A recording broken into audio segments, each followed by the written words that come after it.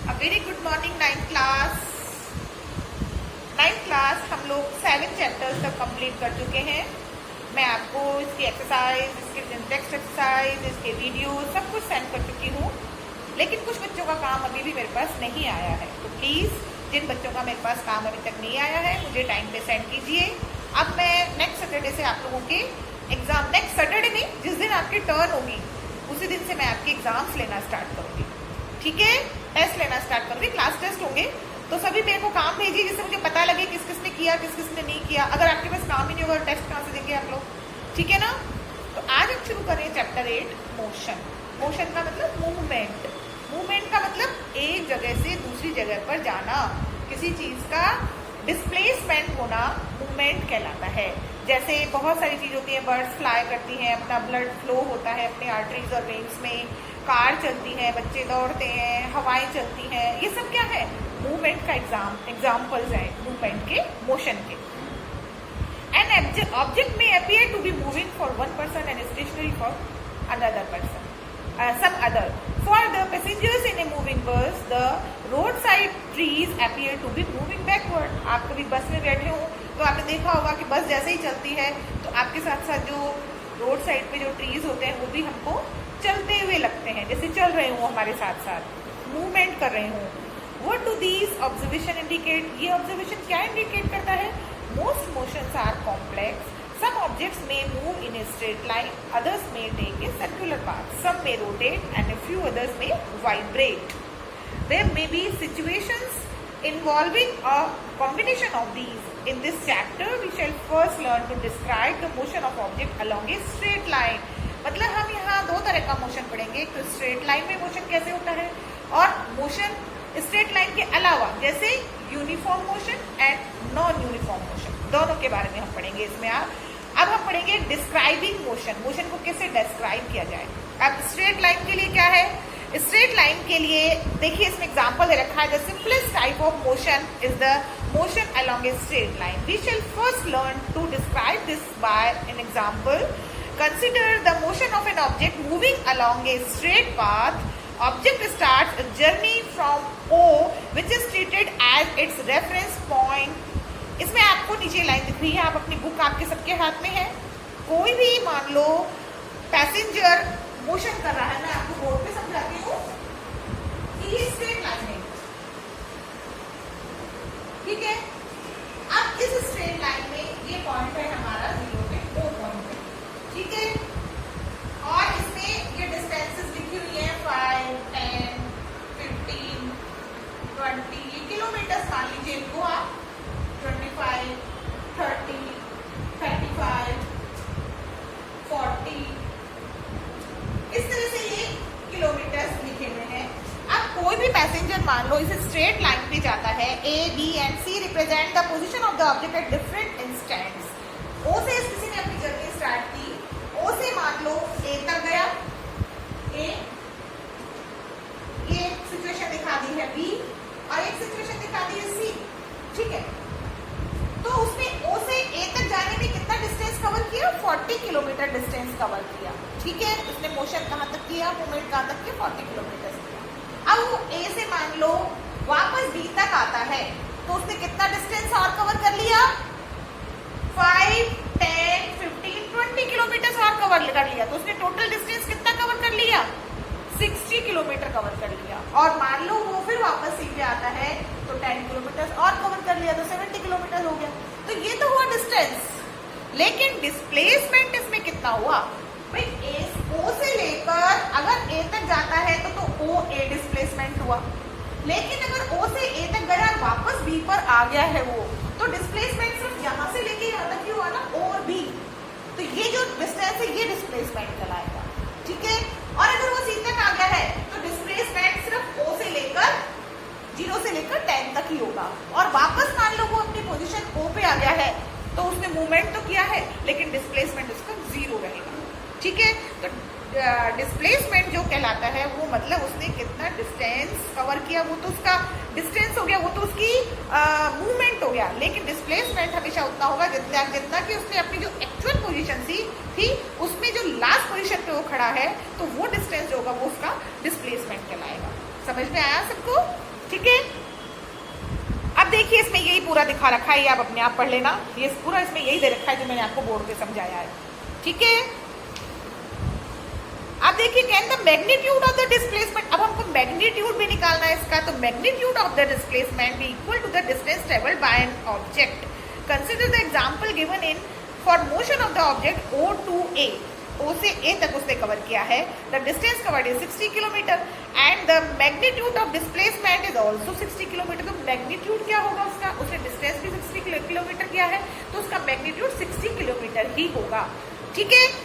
During its motion from A to A and back to B, the distance covered is equal to 60 kilometre plus 25। बताया मैंने आपको इसमें, जैसे आपके book में दे रखा है कि यहाँ तक आया, फिर इतना और कवर किया उसने, तो उसमें प्लस कर दिया तो इतना उसने डिस्टेंस कवर किया, ठीक है। एंड 85 किलोमीटर हो गया, while the magnitude of displacement is equal to 35 kilometre, लेकिन उसका जो मैग्नीट्यूड डिस्प्लेसमेंट का है वो सिर्फ इतना ही होगा, यहाँ से यहाँ तक का ही होगा, डिस्प्लेसमेंट का जो मैग्नीट्यूड होगा जो इतना ही होगा, ठीक है। तो वो सिर्फ 35 किलोमीटर होगा। Thus the magnitude of the displacement is 35 kilometre, not equal to the path length, जो कि टोटल उसने डिस्टेंस जो कवर किया उसके बराबर नहीं होता है। तो मैग्नीट्यूड कभी भी डिस्टेंस के बराबर नहीं होता है, ठीक है। अब that the magnitude of the displacement for a course of motion may be 0, but the corresponding distance covered is not 0।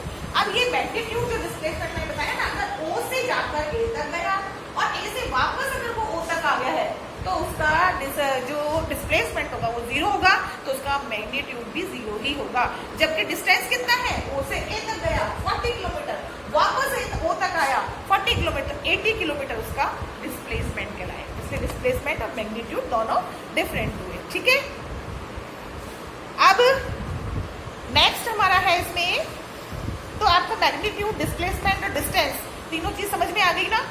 अब है uniform motion and non uniform motion. Uniform motion और नॉन यूनिफॉर्म मोशन आपको board में बताती हूँ, देखिए किस तरह से होता है।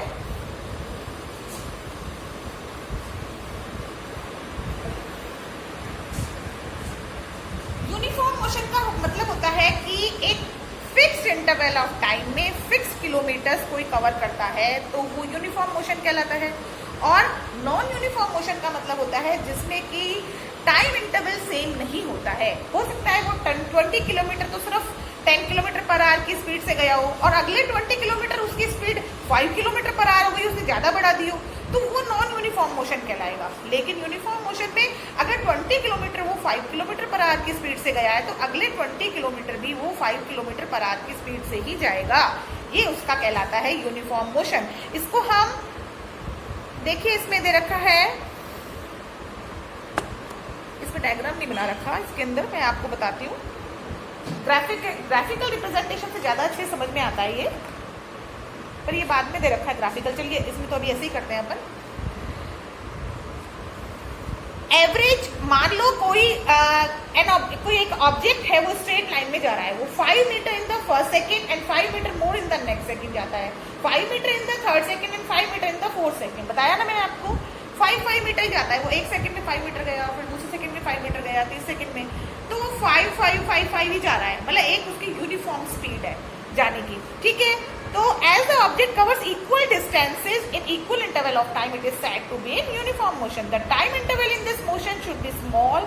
In our day-to-day life, we come across motion where objects cover unequal distance in equal intervals. So, of time, for example, when the car is moving on a crowded street or a person is jogging in a park, there are some instances of non-uniform motion. तो non-uniform और uniform motion का मतलब समझ में आ गया आपको।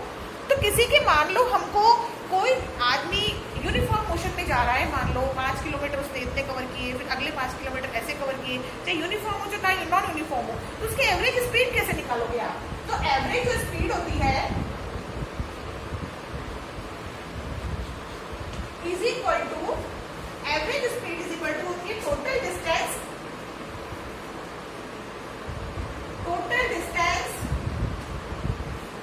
Cover, जो उसने टोटल डिस्टेंस कवर किया है अपॉन टाइम टेकन, ठीक है, total time taken. Average speed आएगी। मान लो कोई भी एक बंदा जा रहा है, मान लो 5 किलोमीटर, 10 किलोमीटर, 15, 20, 25, 5, 10, 15, 25। अब ये 5 मिनट में गया, ये भी 5 मिनट में गया, ये भी 5 मिनट में गया, ये भी 5 मिनट में गया। तो ये तो एक एवरेज हो गई कि मतलब 20 मिनट्स में 25 किलोमीटर गया, तो 5 किलोमीटर पर आवर की स्पीड हो गई उसकी। ठीक है, तो ऐसे निकल जाएगी टोटल डिस्टेंस कितना है 20 किलोमीटर, टोटल टाइम कितना लिया है उसने 20 लिया है, तो इसकी एक फिक्स स्पीड है। ठीक है, अब मान लो नॉन यूनिफॉर्म मोशन की निकालनी है टोटल डिस्टेंस, तो इसमें अलग अलग आएगा। एवरेज स्पीड ऑफ ऑब्जेक्ट जो आएगी वो जैसे मान लो इसमें 5 गया, इसमें 6 ही गया, इसमें 8 गया, इसमें 10 गया, तो 10 और 8 18, 18 and 6 24 और 5 29। तो इसमें टाइम जो आएगा 29 आएगा, तो इसमें अलग अलग स्पीड आएगी इसकी। ठीक है, क्योंकि उसकी हर एक 5 किलोमीटर में स्पीड अलग अलग हो गई है। इस तरह से हम किसी भी मूविंग ऑब्जेक्ट की एवरेज स्पीड निकाल सकते हैं। ठीक है, अब स्पीड विद डायरेक्शन, आपके पास एक टर्म आती है वेलोसिटी। वेलोसिटी और स्पीड में क्या फर्क होता है? स्पीड में आदमी कैसे भी, जैसे मैं अपने स्कूल में हूँ आज, है ना, और मुझे अपने घर जाना है, या आप अपने स्कूल में आपको अपने घर जाना है, आप साइकिल से जा रहे हैं, आप कभी तो इस गली में से होके जाते हैं, कभी उस गली में से होके जाते हैं, अलग अलग जगह से जाते हैं आप। तो ये इसमें आपको स्पीड में तो सिर्फ ये देखा जाएगा कि आपने कितने किलोमीटर कितने टाइम में कवर किया, लेकिन वेलोसिटी में होता है कि आप किस डायरेक्शन में गए। तो स्पीड और वेलोसिटी में यही फर्क है कि वेलोसिटी में डायरेक्शन को भी इंक्लूड करते हैं और स्पीड में डायरेक्शन नहीं होता है। आया समझ में? In case the velocity of the object is changing in a uniform rate, then average velocity is given by the arithmetic mean। वही एवरेज वेलोसिटी भी वैसे ही निकालते हैं जैसे एवरेज स्पीड निकाली हमने कि initial velocity plus final velocity upon 2। तो मैथमेटिकली अगर किसी की हम वेलोसिटी को v से शो करते हैं, v से, ठीक है, तो एवरेज वेलोसिटी अगर निकालना है हमको किसी भी उसकी मूविंग ऑब्जेक्ट की, तो शुरू से जो उसने किया है, मान लो वो स्टार्टिंग में उसकी वेलोसिटी मान लो 2 किलोमीटर पर आवर है और बाद में उसकी वेलोसिटी जो है 5 किलोमीटर पर आवर हो गई है, तो इनिशियल वेलोसिटी क्या हुई 2 और फाइनल वेलोसिटी क्या हुई 5, तो 5 प्लस 2 अपॉन 2, ये इसकी एवरेज वेलोसिटी निकलेगी। आया समझ में आपको? ठीक है, speed and velocity have the same units, that is metre per second. इनकी वेलोसिटी की जो यूनिट होती है वो होती है मीटर पर सेकेंड। चाहे वेलोसिटी हो चाहे स्पीड हो, दोनों की यूनिट मीटर पर सेकेंड होती है। ठीक है, इनिशियल वेलोसिटी को हम लिखते हैं यू से, इनिशियल वेलोसिटी जो उसकी स्टार्टिंग की वेलोसिटी थी इनिशियल, वो लिखते हैं यू से, और जो फाइनल वेलोसिटी थी उसको लिखते हैं वी से। ये ध्यान रखना। ठीक है, तो एवरेज वेलोसिटी क्या होगी? एवरेज, अगर एवरेज हमने वेलोसिटी निकाली है तो क्या होगी? Is equal to u plus v upon 2। ठीक है, u प्लस वी अपॉन 2 मतलब initial velocity plus final velocity upon 2, तो इसकी एवरेज वेलोसिटी आ जाएगी। अब rate of change of velocity, अब वेलोसिटी में किस रेट से, भाई अभी तो वेलोसिटी इसकी इतनी थी, थोड़े समय बाद इतनी हो गई, चेंज हो गई, तो rate of change of velocity जो है वो एक्सेलरेशन कहलाता है। और ये acceleration a is equal to क्या होता है? Change in velocity upon time taken. देखिए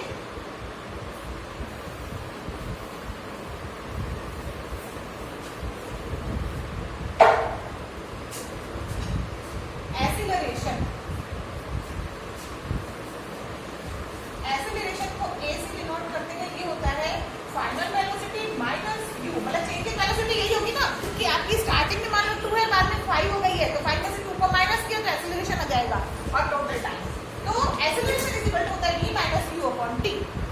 आया समझ में? ये होता है एक्सेलरेशन। और इसमें आपके न्यूमेरिकल्स दे रखे हैं, ये बुक में जो एग्जाम्पल्स दे रखे हैं ये आप अपने आप कीजिए, और जो क्वेश्चंस में न्यूमेरिकल्स होंगे वो मैं समझाऊंगी आपको। ठीक है, अब ग्राफिकल रिप्रेजेंटेशन ऑफ मोशन ये मैं आपको नेक्स्ट टर्म में कराऊंगी, लेकिन ये आपको अपने आप करने होंगे। अपने आप क्वेश्चंस के आंसर ढूंढिए। आप 9th क्लास में आ गए हैं, एक एक क्वेश्चन का आंसर तो मैं तो फिर भी आपको वर्कशीट दे रही हूँ, लेकिन याद तो आपको करने पड़ेंगे, इसलिए अपने आप अगर आप फाइंड आउट करते हैं क्वेश्चन आंसर्स तो आपको याद करने में भी इजी रहता है। ठीक है, और जो इसमें अंदर जो एग्जाम्पल्स के न्यूमेरिकल्स दे रखे हैं ये जरूर कर लें आप, तो आपको न्यूमेरिकल्स में आगे बहुत अच्छा रहेगा। आगे जो चैप्टर में न्यूमेरिकल्स आएंगे तो आप इजीली सॉल्व कर पाएंगे। ठीक है, अब कल मैं आपको नेक्स्ट टर्म में ग्राफिकल रिप्रेजेंटेशन ऑफ मोशन पढ़ाऊंगी। ठीक है, तो आप सब बच्चे जो मैंने आज पढ़ाया है बुक में ध्यान से पढ़िए, ध्यान से कीजिए, और वीडियो को सब बच्चे खोल के देखें। मैंने देखा है कुछ बच्चे जो होते हैं वीडियो खोल के ही नहीं देखते हैं। वीडियो को खोल के नहीं देखोगे तो आपको चैप्टर कैसे समझ में आएगा। आप सिर्फ बुक से अगर पढ़ सकते हैं तो फिर हमको वीडियो बनाने की जरूरत ही क्या है ना। तो इसलिए जो वीडियो में पढ़ाया जा रहा है उसको ध्यान से सुनिए, ध्यान से समझिए और अपना काम कीजिए। ठीक है, ओके, बाय बाय।